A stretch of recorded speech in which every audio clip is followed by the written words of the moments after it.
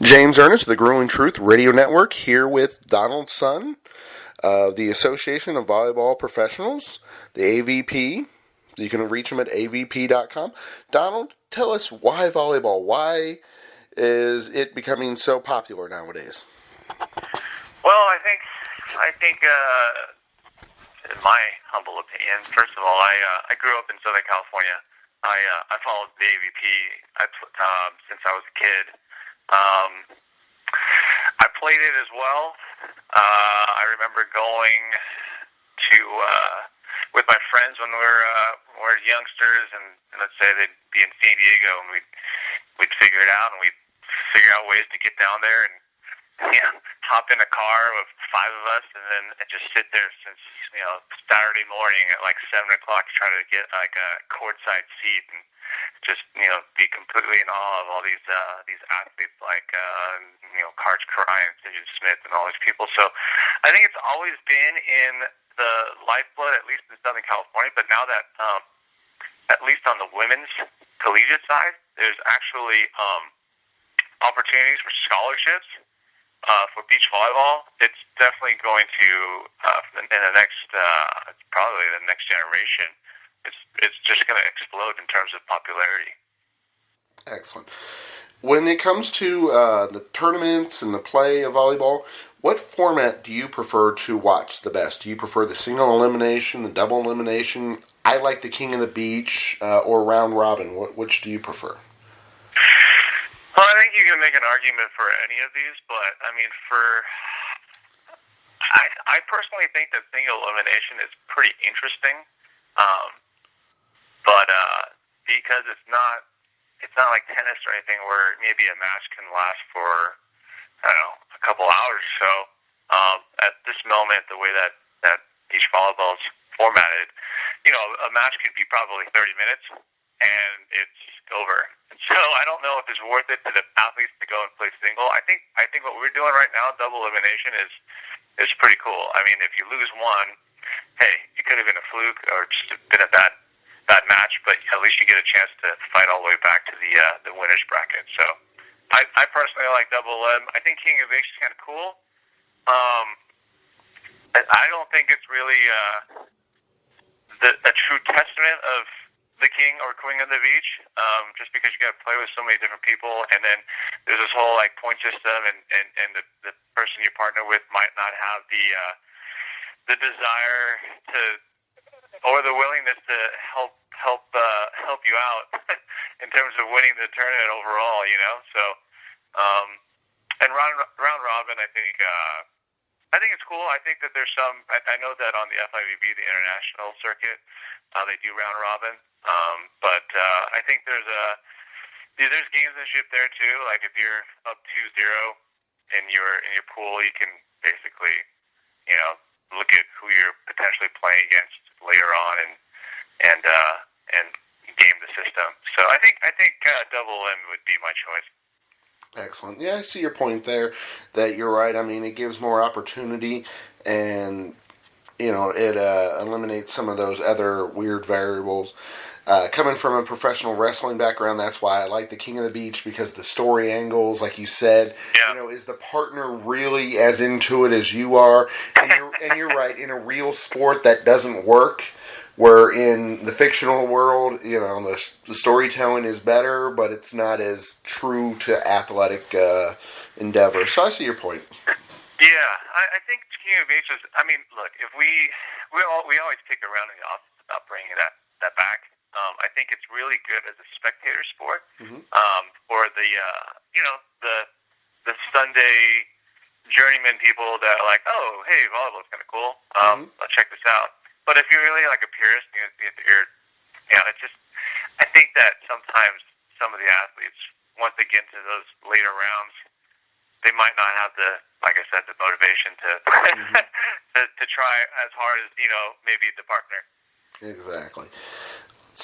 So what's the new operation model that the AVP is running with?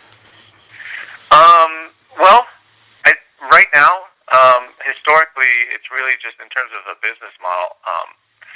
I would say not just AVP. I would say all of beach volleyball and anyone who's organized or created or run a professional or semi-professional league or event for beach volleyball has always been on the sponsorship model, mainly like 100% sponsorship. If not, then heavily skewed towards it. I mean, to put it bluntly, I don't, it isn't. We've done it too, and it's very difficult to run that type of model because you're really playing with other people's monies. It's marketing dollars, so if they choose to move in a different direction, then potentially you would have a big loss in the total amount that you can invest in the event. So what I believe, and we've been talking about this for the last couple of years, and we're executing it now, is we got to find alternative recurring revenue streams. And I think that of all the brands of beach volleyball, which isn't very many in the world overall, I think we would probably be the most recognizable beach volleyball brand in the world, arguably. And I think that we're the only ones that can do it. Is we can create recurring revenue streams. And what I mean by that is, because I feel like our brand resonates enough to the public, we create stuff like, we're adding additional juniors and minor league tournaments across the U.S. that we can have recurring, at least registration revenues. I think right now we're at over 65 junior events and over 80 minor league, like what we call AVP Next events across the U.S. So those are recurring revenue models. We're starting junior academies now. Our goal in the next 4 to 5 years is to establish, accredited AVP juniors academies across the U.S., and we want to target like 150 to 200 of them, and those are recurring because, like I said, there's opportunities, especially on the girls' side, to acquire scholarships. So they'll definitely need instruction. We've developed a game app, and so that's coming out pretty soon. Membership programs, just for the journeyman, the everyman who just likes our brand for its meaning, lifestyle, affiliation. We're creating that as well. So all these, and then some other things, but basically these are things that can help float and support AVP and our business in good times and bad, in terms of from an economy standpoint. You mentioned the importance of sponsorship early on in the AVP success, and then how that's going away from that in the new model. I mean, obviously sponsors will still be an important part, but trying to rely on them less. So would you consider, say, the 90s the glory days of the AVP? I mean, obviously, it can come back to that again, but at that point in time, it was just such a huge success and boom going on. Yeah, it's interesting that I think what people don't know or realize is, yes, number one, I agree with you. Those are, when people talk about AVP or beach volleyball specifically, or in general, I mean, they're always talking about the 90s and the late 80s and how that was, the times of like I said, the Randy Stokos, Cindy Smith, when they were real, when they were viewed upon as, the first kind of like, what do you call it, the action sports, right? They're like gladiators at the time, and that was really, it was still purely sponsorship driven, and really it was like it's like a beer sponsorship, and so that's why they would go to interesting smaller towns at times, because that's where they wanted to activate their sponsorships. It was cool. I think we should always have a reverence to the past, but I think definitely what we're trying to do is create the new golden age, going forward. Definitely. So, like you said, the beer sales, the whole Top Gun movie, that scene kind of encompasses the 90s and just the feel for the sport. And then speaking about the end of the 90s and the changes, obviously you're a big fan of the new inclusion of the women's division that started in 1999, I would assume. think that's. I mean, I think it's great. I think it's great for the sport. I think it's great for our exposure. I think that we're the only. I think I can safely say that we're the only sport that has a men's and women's finals on the same day. You know, I think that in today's environment, I think that it's perfect. And plus, like I said, you know, for the women's side, they have so much more opportunity now to gain scholarships for college that it's just a natural pipeline for us to cultivate and curate new talent for not only AVP but hopefully for USA Volleyball and who represents us in the Olympics. You're right. I never thought of it that way. But you're right. You are the only sport that does have the finals on the same day, because you look at golf, they're not even at the same venue. You got tennis that you're right. I mean, completely treats them as separate entities. So yeah, that is nice. The inclusion, the empowerment aspect of it. So that is very important. Yeah, and like I said, I think that's really important in today's climate, you know, social climate. And so it just happened to work out that way. I think it was a great inclusion since 1999, but it really is even more relevant today. You mentioned the importance of sustainability in the finance aspect of it, and I think one of the big things that's going to be help you to sustain your so you know what I meant. To help you to maintain your status is your TV revenue. Obviously, NBC has been an important part of that. Have they discussed expanding your content through technology, social media, that kind of thing? You know, we've had some. So we've worked with them now for at least under me. We've worked with them for I think 3 years now. This is the third year running, but we've talked about that. I think at the moment this is just my opinion. I mean, it could be, you know, they could have a different viewpoint, but at least the group that we've been talking to are mainly the TV guys, and you know, I think more traditional in terms of content distribution. We have been talking and have been approached by other content distributors that could potentially help us again with additional recurring revenue streams and things like that I've been talking about. But they're definitely, NBC, no doubt, is very important for us in terms of just getting through to mainstream media and helping with sponsorship sales and the likes of that. So yeah, they're still important. Have we talked about it regarding technology and social media? Not to the extent that maybe we would hope.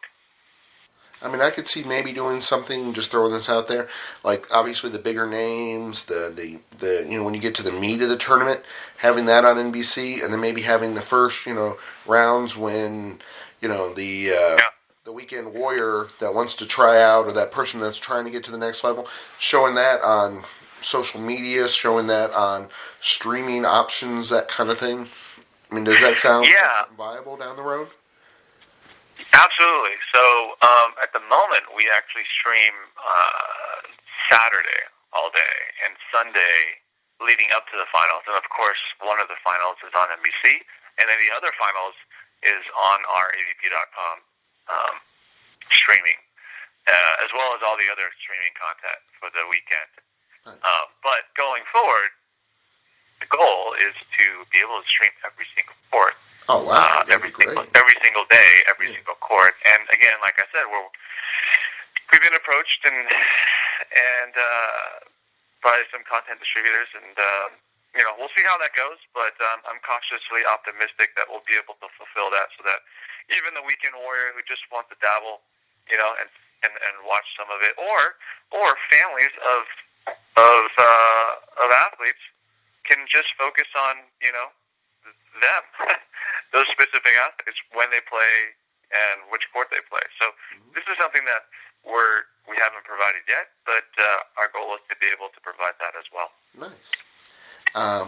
Before we started the interview, mentioned from Kentucky, so of course was a huge fan of the Cincinnati event. I knew you were going to ask that question. Of course.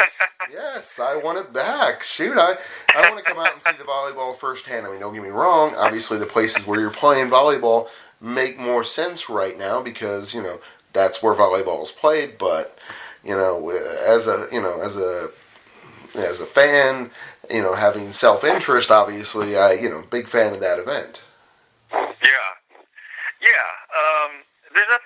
There was nothing wrong with Cincinnati. I think that there definitely was a history. I think there was like a 10-year history of them of AVP going to Cincinnati year in, year out. I think that there's definitely possibilities and opportunities to go back. Mainly, I would say venue. It would be great to be more Exactly. in downtown than in the suburbs. And don't get me wrong, they've been great. The Lindner Family Tennis Center and their folks have been very accommodating. It's a built-in facility. I think for us it's just location. And if we can figure out ways to partner with the city of Cincinnati downtown, I think that would be definitely worth exploring to bring it back. Excellent. And obviously, piggybacking off that question, you're always looking to expand. You're probably always looking, for the next big venue opportunity. So, I mean, you're not rolling anything out. There's just, it just takes time to make sure everything works out with that. Yeah. No, we're always exploring additional cities. I think our main goal in the last few years have been let's hit the major cities first to achieve that. And I think for the most part, if you look at our roster of where we're going, I think we've achieved that. And so our first task goal is good. And then now it's okay. Where else should we go? Can we go? What makes sense for us? And if and when they do, then we'll definitely explore those opportunities again. Of the current volleyball tournaments, which one do you consider the most prestigious? I think, without question, it would be the Manhattan Beach Open. It's got such a storied history, and I don't know if you've been to one. Doesn't seem like you have, but if you ever get a chance to hit me up, it's an excuse to come to Southern California anyway for you. That'd be awesome. Yes. And just check it out. I mean, from athletes to fans to media, up and down the pipeline, there's just some allure about the hallowed grounds or the hallowed beach of Manhattan, and I think that would be the most prestigious. I think what we're doing this year, bringing back Hermosa Beach, which is only probably like no more than 3 miles or 2 miles south of Manhattan Beach, has always been synonymous with AVP and beach volleyball as well. And we haven't done Hermosa Beach since I think 2010. So they're excited for us to be back. It's exciting to bring another iconic location back on the AVP schedule, and it also allows for the natural rivalry that's always existed between the two beaches. So that's going to be exciting. Definitely. So, do you feel that the AVP gets players ready for the Olympics, or the Olympics gets players ready for the AVP? I think that the AVP gets the players for the Olympics. Otherwise, if there wasn't a viable national tour, domestically, they would have to spend their dollars traveling all over the place. And those international events, you're not guaranteed into the main draw, depending on how well you do internationally. But they definitely need some kind of domestic tour to at least get them prepped for those events internationally, to then get in shape or get mentally prepped or know their competition for the Olympics. So I think that definitely is an extremely important avenue for them to get ready for the every 4 years event. So tell us about your staff. Who makes the AVP viable? Who makes it successful? Well, I mean, I would say, generally speaking, I think everybody on my staff is pretty important. We don't have 30 or 40 staff members. I mean, we probably have a tiger team of 9, and each one does multiple things on the off season and in prep for the season, and then during season on site they have specific roles. And then we also hire out to, for example, we'll hire out, our TV production team. We'll hire, the production team in general to set up the events and run ops for us. And so once an event comes around, we probably have 40 people, but core-wise, we probably just have 8 or 9. But they wear multiple hats, and I think every one of them is instrumental off-season and during season. So tell us a little bit about the structure of the academy. Yeah, so we just started that early this year, and like I mentioned before, it's an opportunity for 2 things. Obviously, one is to help with the recurring revenue stream that I was talking about, so it helps with generating revenue. But most importantly, I think it really helps with the next generation of AVP and Olympic stars. And we employ, our certified coaches, AVP coaches. We also utilize AVP athletes to come on site and do clinics and instruction. At Star Power obviously goes quite a long way. And like I said, we started in Southern California and also Northern California, and our goal is to go across the U.S. And I know that we legitimately have probably 18 to 20 academies that will be up and running by the end of the year. And I think actually conversations near your neck of the woods too, in terms of setting up and establishing an academy. So that's our goal, and I think we're really excited about that. Definitely. It sounds like a very bright future. I heard there are some rule changes that are coming up. Have you received any pushback? There's always some pushback. I think no one likes change, but the rule changes they're not something that's conjured up from thin air. There's the rules that we're implementing are rules that have been used in the past in volleyball, in beach volleyball. It's just, we're trying to incorporate the best of both of those worlds, and hopefully this makes for a much more compelling experience and competition for the fans. You mentioned about how, we talked about how the Olympics is an important part of AVP, and AVP is an important part of the Olympics. How would you currently describe your relationship between USA Volleyball and 5B?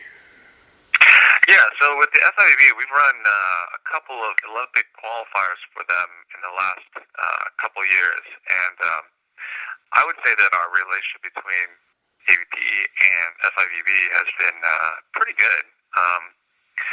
As better than it's ever been.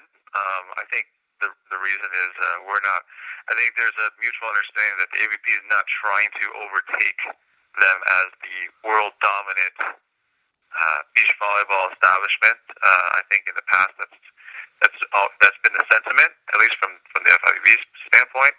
But with me, I come in with fresh eyes and a willingness to just work with people. I mean, everyone has to understand their lanes and just stay in their lanes. And if we can mutually benefit from each other, then that's the best win-win. In terms of USA Volleyball, they have a new CEO that just came in, and in fact, we had a really good initial conversation a couple of months ago, and I'm going to actually go up there in a few weeks to see if we can strengthen that tie and relationship and see how AVP can incorporate into the overall USA Volleyball pipeline. That's always been our strategy because it just makes sense. It just eases a lot of issues for athletes and for us and for them. It's a natural pipeline. So, fingers crossed that we're going to be able to do something going forward.